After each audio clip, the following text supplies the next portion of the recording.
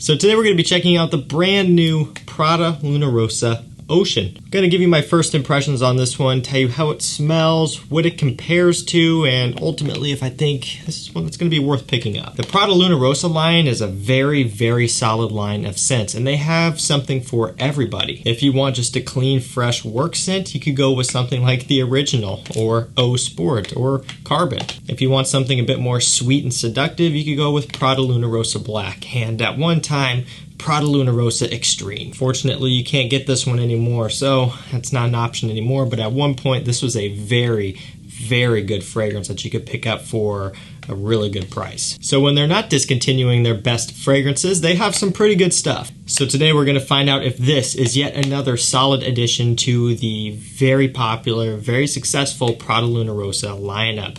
Let's go ahead and crack into this. So here's your bottle. Right out of the box, it looks very, very nice. You know, there's no texturing on the bottom like in Carbon and Black. So, and also, I guess, O Sport, it's just pretty much straight up glass all the way around here. Look at how satisfying that is. Not for long because, yeah, now look at it. It's just going to be a fingerprint magnet, but enjoy that nice clean look there while you can. So these all come with this plastic piece on the top just to prevent the atomizer from being depressed in the shipping process. You take this off and throw it away. No sense in putting it back on to use as a cap, although I guess you could if you wanted to. And for transportation, I guess you could keep this around. Now, if you do want to grab one of these for yourself, I will link it down below. This actually doesn't come out officially in the United States until August 27th, at least from what I've heard. Okay, so August 27th is the official release date, again, in the US for Prada Luna Rossa Ocean. It's kind of a weird time considering it's called Ocean, so you would think it's going to be a summer-based scent and you're releasing it at the end of summer. Not really sure the timing behind that. So it's technically not out yet, but it is available to purchase, and I will link it down below for you so you can grab one. It's not going to be cheap, it's not going to be discounted, but you can still get it. Without further ado, let's give it a spray. Sometimes they come primed, sometimes they don't.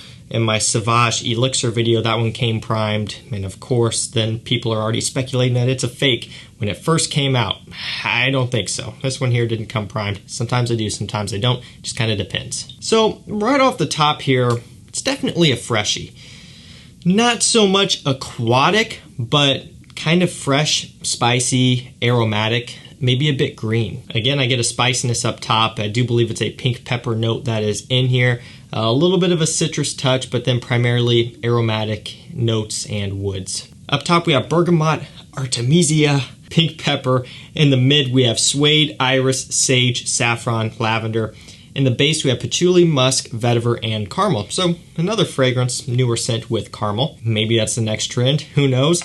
Again, for me, that pink pepper up top, bit of bergamot, and lavender. So it's going to be fresh, it's going to be spicy, it's going to be aromatic.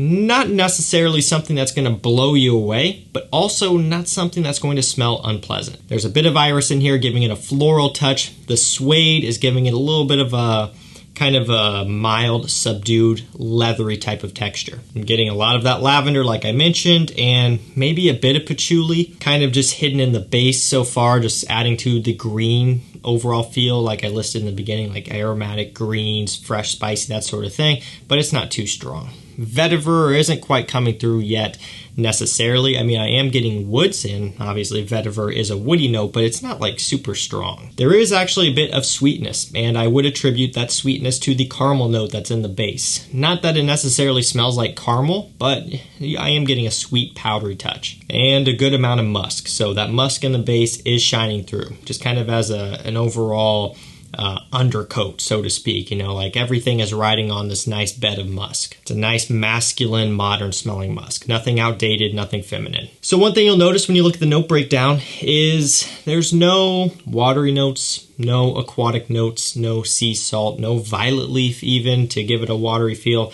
None of that. And when you smell this, you don't really pick up on any of that either. No oceanic or aquatic notes here. And also when you look at the bottle, it kind of has this very dark blue gradient. It doesn't necessarily smell like a blue fragrance, but it does tend to share potentially the versatility and the usability aspects of a blue scent. So when you look, you can see that this one is getting compared to Bleu de Chanel, and I'm not really getting a comparison to that one. I saw Aqua de Jo Profondo Lights as well, and similar thing, I'm just not really getting that. Versace Dylan Blue is even on here, something that this smells like, and again, I'm not really getting that either. Now, I'm not saying that this is completely new and different and something that you've never smelled before, because it is familiar, but it's not necessarily super familiar to those fragrances I just mentioned. Does it share the versatility, the usability, the signature scent worthiness of those other fragrances? Right now, from what I'm smelling, I would say yeah. It's got a great blend of fresh, spicy, and sweet, and fragrances like that work great for all year round. I also suspect that this will be a good complement puller, and again, that could situate it close to those other fragrances, but when you're talking about smell, I'm not really buying it. As it's settling down, actually some of the spiciness is starting to come through a little bit more here.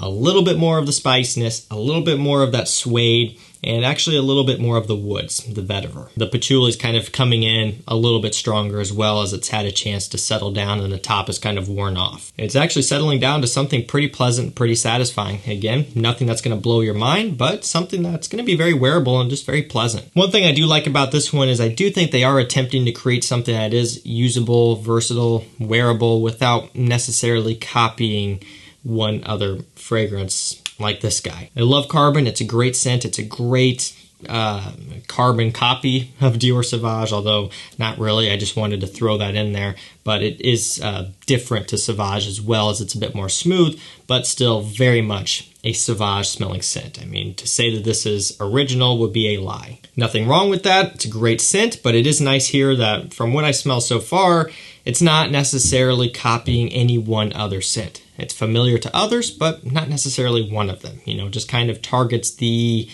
wearable, versatile, modern genre of men's scents. So this one is an eau de toilette concentration. Performance is going to have to be tested, as this is a first impressions video, obviously. I will do a full review on this one. It'll probably be closer to fall by the time that comes out, which again is not really the best time of year for this one necessarily, although now that I'm smelling it, I can see it working in the cooler months as well. So that review will be out shortly. I wouldn't be surprised if we saw an eau de parfum with this one, to be honest with you. Something even more strong and a bit more hearty. Because even though this does have some depth, right? It has some patchouli, it has some vetiver, it has some heavier notes like that caramel. I think they could take it up a level. It's herbal, it's spicy, it's fresh, it's aromatic. I mean, it's hard to dislike, but also at the same time, it's hard to really love as well. This is one where you could do without it, just if you have a lot of other versatile fragrances. It may be one where you won't be too crazy about it, but it all just depends on what you're after. I think for a lot of you, this could be a really nice signature scent or just one that you wear relatively often. All right, guys, that's gonna do it for me. That's my thoughts on the new Prada Luna Rossa Ocean. Hopefully you guys enjoyed this one. Let me know down below if you've tried this one yet. What do you think of it? And if you haven't tried it, are you going to? Are you excited to? Or is this one that you think you're going to pass on? And remember, if you do want to check this one out for yourself, I will link it down below and you can check it out. Again, it's not going to be discounted. It's going to be on the pricier side, but if you're curious and you want to get it before release date, that's going to be your option. Thank you so much for watching. Stay safe, stay healthy. We'll see you tomorrow with another one. Take care.